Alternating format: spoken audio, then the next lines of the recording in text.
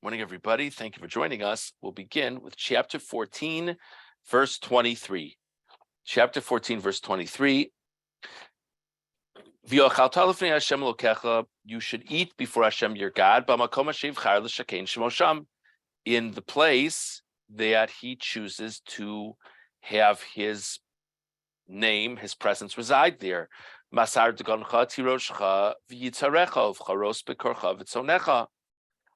This is a reference, Rashi says, to Maser Sheni. Maser Sheni is one of the tithes, and this tenth of one's produce one is supposed to partake of in Yerushalayim. And there's also an idea of doing something special with the firstborn animals. So there's a mitzvah to eat. It's every few years. There's such a mitzvah to take a tenth of one's produce and eat it in Yerushalayim. Why is there such a mitzvah? So that you will learn to have reverence for Hashem all of the days. I'm all for visiting Yerushalayim, and I'm all for tithes, but how does eating tithes in Yerushalayim, how does that teach reverence for God? So two very similar ideas. I just want to share them. Sforno Pasuk Chav Gimel, Leman Tilmad Lira, Ki b'makom hanivchar lamikdash yebeis agadol lahavin lahoros. Famous idea. The Sanhedrin, the grand Jewish court, was right adjacent to the Beis Hamikdash. So if there's a model that people are coming to Yerushalayim and coming to the Beis Hamikdash, it only makes sense that they'd interface in some way with the Sanhedrin, see the great rabbis of the Sanhedrin, maybe hear something issued by the Sanhedrin, and that exposure will help a person grow. That's an interesting thing. That's what the Sforno says. The Rabbeinu Bachya says something else.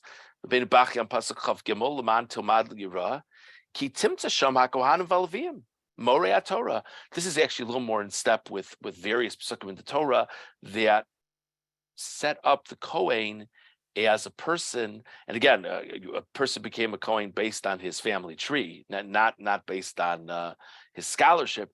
But the common understanding of the time was that because a Kohen didn't have the same kind of land that other people had, and because the Kohen was going to spend some of his time in the Beis Hamikdash, the Kohen probably would set himself up to learn a lot of Torah.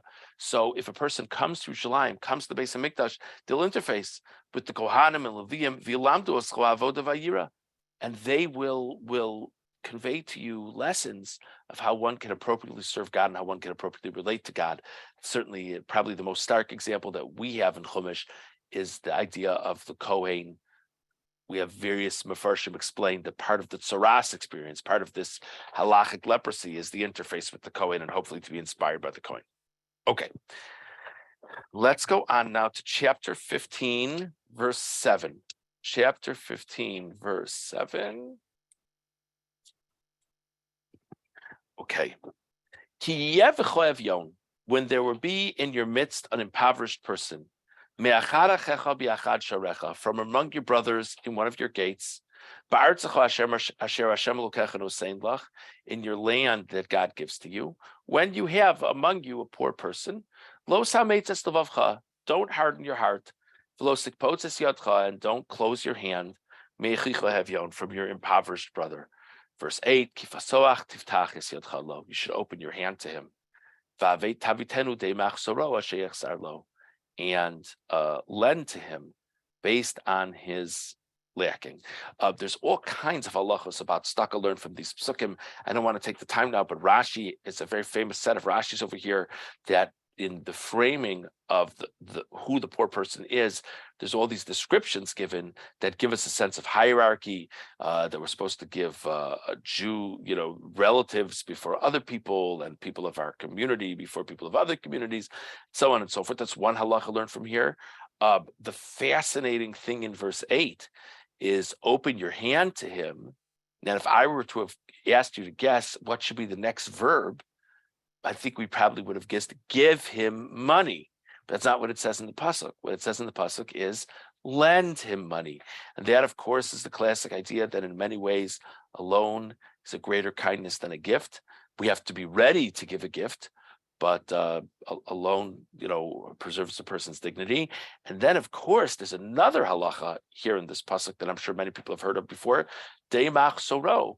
that a concept of the mitzvah tzedakah is what the person is missing. So you have a person who was a fabulously wealthy individual, and things fell apart, and he can no longer afford the beautiful car that he's had. So people are walking around trying to collect for his BMW. So, like somebody comes and knocks on your door and they're looking to collect for his BMW, you say, what are you talking about? That's not tzedakah. So the truth is, it is tzedakah. If he feels lacking because he can't drive a BMW, it is tzedakah. Now, that's taught from the Machzor. Just for the record, a person with a more basic physical need is going to be a higher priority of tzedakah than the wealthy person getting his BMW. So that's a separate question. But is it called tzedakah if you're filling him in? Yes, it's called tzedakah. So these are all just some of the halachos learned from these psukim. But what I'd like to focus on is the beginning of verse 7, when there will be in you a poor person. It already says in the pasuk in your gates, so that already implies in your area. Why does it have to say in you? It's a very interesting Orach Chaim over here. The Orach Chaim of pasuk Zayin, Ki yevacha avyon omro b'cha, and it's saying in you. Ulai shniskavin lirmos ma'amarim zal sha'amru. Perhaps it's alluding to an idea that shows up in the Gemara. Kitam shebocher Hashem liyaser la'adam b'olam hazeh b'yisurei ha'oni. A person could very well pose the question, why should they have to go through this poverty? Why would God do this to anybody? So it's always possible that that's a test. It's always possible that it's an atonement. These things are possible, but poverty is a pretty common thing. Why would this be? And so it's a fascinating idea. It could be that part of why, now, this is not as simple as it sounds, of course, but part of why God makes a person poor is to give someone else the opportunity to help him. Now, obviously, why did God make this person poor? That's back to God's department. But it's a fascinating thing to think about, that I look at this person and say, what's wrong with you that God made you poor? Maybe there's nothing wrong with him. Maybe God wants to give me the opportunity to be kind to another person.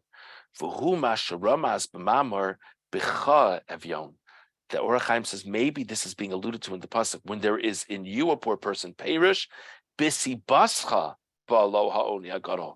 Maybe this person is poor not because of something about him. Maybe this person is poor bicha because of something about you. That's an interesting thing to think about. The omro me'achad achecha, and it says from among your brothers. Rashi already says over here that it talks about the importance of relationships, family relations. Perish. Though tachshov biroso evyon shu pachos. It's so normal. You see a person who's down on their financial luck, and you feel like they're like a lower form of life than you are. It doesn't necessarily feel like the right thing to think, but that doesn't mean we don't think that way. You should know, shehu mehamyuchadim shebachecha. If he's a Jew, you look at him and you say to yourself, this is from among my brothers. And he's as much my brother as any of the people who are wearing nice suits. The fact that he has less money is not an indicator in the slightest that he's any less my brother than anybody else. This is another thing to think about. Okay, let's go on now to verse 11.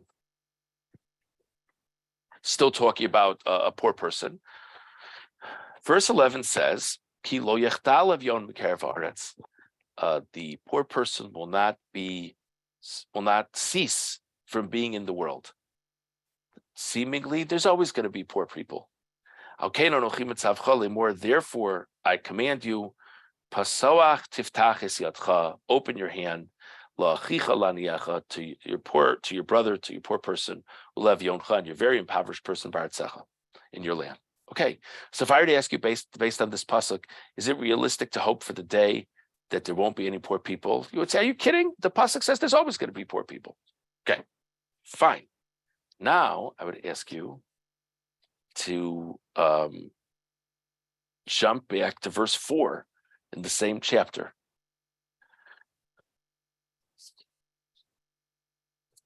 FS. Ki lo yeh b'cho evyon. You should understand, there won't be a poor person among you. Ki vorech yivarechecho Hashem. God will bless you. God will bless you in his land. Verse 5, as long as you listen to the voice of Hashem, your God. To observe all of the mitzvah which I give you today. Okay, so verse 11 sounds like there's always going to be poor people. Verses 4 and 5 sound like as long as you're doing the mitzvahs on a national scale, there won't be any poor people. So which one is it? A little bit confusing. So Ramban on Pasuk Yud Aleph, Ki lo yachtal evyon mikerev haaretz, mefarshim amru. So he starts off by citing the Ibn Ezra, who says, Shlo yachtal evyon be'echad mikol hazmanim. There will always be poor people. Ki liolam yevyon ba'aretz. There'll always be poor people in the land. How does he read that other pasuk? Shegalui haya lefanav. It was revealed before God. Shlo yasu mash amar lahem ki lo yebecho evyon. Says the Ibn Ezra, God is being prophetic. God is saying, it's true, the deal in verses 4 and 5, that if you as a nation are doing everything you're supposed to do, there won't be any poor people. But guess what? It's not going to happen. You're never going to merit that. So that's the proposal that God makes in verses 4 and 5, dependent on our coming through on our end of the bargain. And verse 11, he says, even though my proposal stands, I'm telling you, it's never going to come to be because you guys aren't going to do your job. That's how the Ibn Ezra learns it. Says the Ramban, Ve'nachol Nadati. I don't think this is correct. Ki Torah tirmos b'masha asad lios. The Torah might allude to something. Avol yisnabe aleim beferish leikaimu Torah v'yitzav a mitzvah v'avram al mitzvah liolam v'chalila. So the Ramban says it wouldn't be that maybe God would allude to something in the Torah, but to explicitly say, yeah, it's not going to happen. You're not going to keep the mitzvah the right way. The Ramban says that God wouldn't do that. V'anachon sheyomar shelo yechtal evyon sheyenimna v'lo yimatze od la'olam. So the Ramban says the way to read verse 11 is, it's inaccurate to say that there'll never be a poor person. In other words, the pasuk is not saying there'll always be poor people. Not necessarily, because as we read earlier in the chapter, maybe there'll be a time where the Jewish people merit that there won't be poor people. But it's inaccurate to say there'll never be poor people. Lo yachtal evyon, poverty will not cease forever from the land. That's what the Ramban says the pasuk is saying. He says this before earlier in the parak. He says, as long as you keep all the mitzvos, there won't be poverty. Amar avoyodati kilo kol adoros kol yimeolam kulam shomrim kol mitzvah. But now Moshe adds, God Hashem is really adding, I know that it's not going to be that you're always going to keep the mitzvos. Ad shlo klal tzavos ahlo evyon. So much so that you won't need to have any, guidance for the poor person.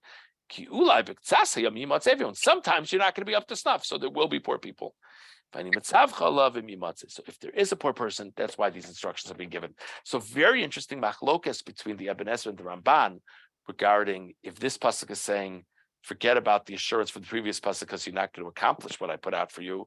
Or, of course, you could accomplish what I put out for you, but you're not going to do that 100% of the time. So sometimes there'll be poor people. So we had the Sforno of the Rebbeinu Bachya just explaining how we'll learn reverence of God based on visiting Yerushalayim. We had the Or HaChaim talk about the perspective that the poor person might be there because of me, not the other way around. And we had the Ibn Ezra and the Ramban working on reconciling these two psukim of there will be poverty or there won't be poverty.